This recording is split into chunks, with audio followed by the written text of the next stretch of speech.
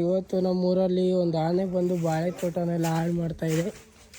ಬರೀ ಆನೆ ನೋಡಕ್ಕೆ ಬಂದಿದ್ದೀವಿ ನಾವು.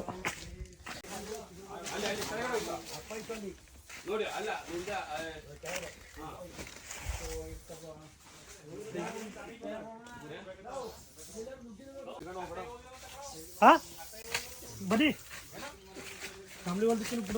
ಏನಕ್ಕೆ ಗೊತ್ತಾ ಇದು ಪ್ರದೀಪಣ್ಣ? ಇದೇನಕ್ಕೆ ಗೊತ್ತಾ?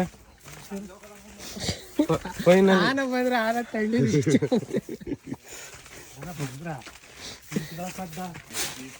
ಪಾಪಣ ಆನೆ ಸಿಕ್ಕರೆ ಏನ್ ಮಾಡಿದ್ರಿ ನೀವು?